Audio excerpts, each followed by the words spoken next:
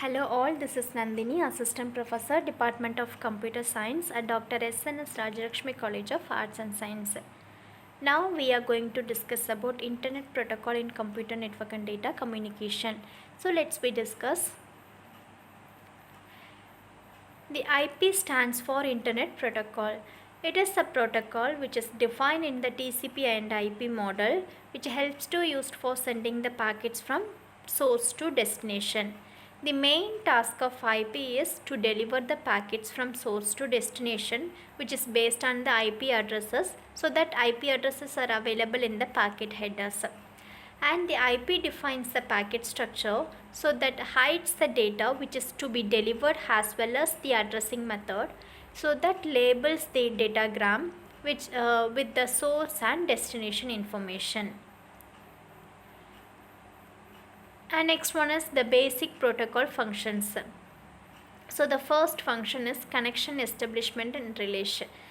And the data transfer can be a communication oriented transfer or connectionless transfer. A connectionless transfer, since it is the most unreliable service. So the most of the protocol provides connection oriented service.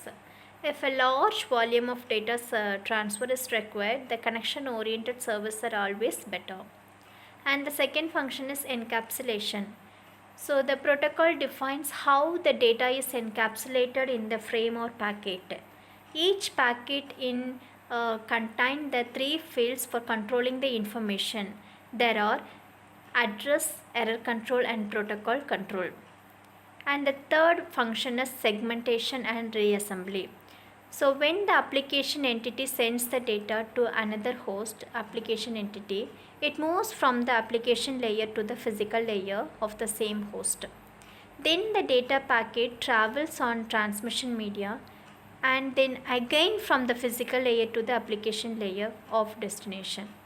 In the process, the lower level protocol breaks up the data into smaller blocks and add extra control information for peer level use.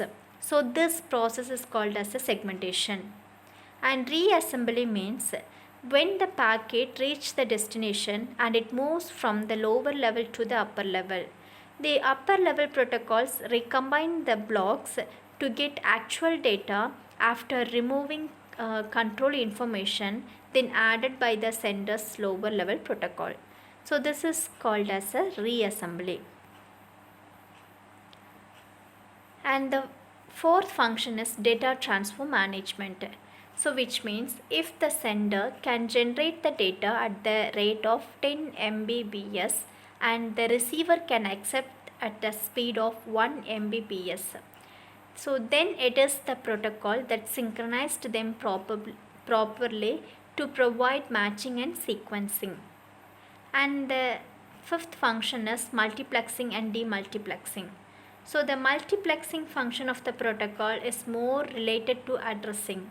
One of the two types of multiplexing is used in protocols such as upward and downward multiplexing.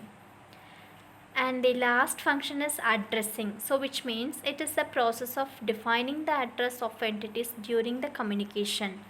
The concept of addressing is complex and includes addressing level, addressing scope, connection identifiers and addressing modes. So these are the concept commanders this addressing. And the next function is error control. So the error means damage of data or loss of data. So these data must be adequately monitoring when the data transmission takes place.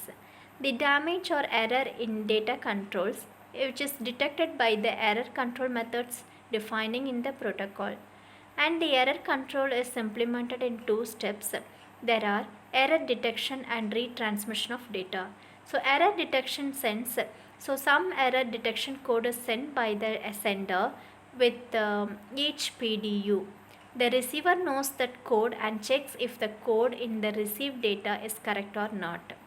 Suppose any error is detected, the receiver requests the sender to retransmit the data. On the other hand, if no error is detected, the receiver transmits an acknowledgement from correct receiving data to the sender. And the last function is flow control. So flow control is also necessary process to control the problems like congestion and overloading or loss of data, etc. So this function performed by the receiving machine to limit the data rate being sent by the transmitting machine.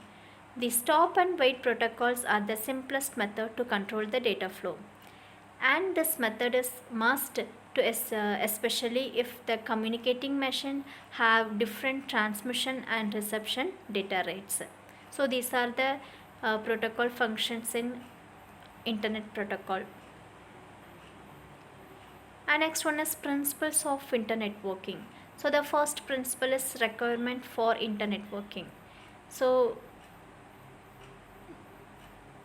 the first requirement is provide a link between network. So which means at minimum a physical and link control connection is needed. And the second requirement is provide for a routing and delivery of a data between processes and different network. And the third requirement is accounting service, so that keeps track of the use of the various network and routers and maintains status information. And the fourth requirement is services, so just it listed without requiring modification to the network and the architecture of constitute network. So these are the requirements for internet working. And the second principle is routing domain. So which means it is an administrative entity. Its goal is to establish the boundaries for the disseminating of routing informations. So this routing domain is very useful for security administrative, and which provides accounting, billing and revenue services, and which overcome the flat network problem by providing a routing hierarchy. And the third principle is motivating for internet working, so which helps to sharing of computer resources across the number of communication networks, and to use of multiple network, which allows for internet network isolation when they needed. So this is the critical to network performance, as failure is contained within one network, and it contain amount of traffic sent between the networks. So the network management that provides a centralized support and troubleshooting capabilities in an internet work. And the next principle is components of an internet work. So which means so the locally connected users in the building or group of building, it generally uses a LAN technology. So the campus network is the first component of an internet work. And the second component is wide area network, so which means a WAN. So WAN means the distant campus connected together, usually through connection providers such as the telephone companies. And the third component is remote connection, so which means the linking branch offices and mobile users to a corporate campus. So they are generally dial-up links or low bandwidth dedicated WAN links. So these are the components of an internet work.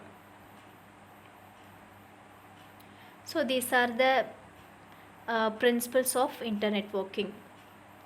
And next one is assessment. So the first one is explain the basic protocol functions, and second one is explain about the principles of an internet working.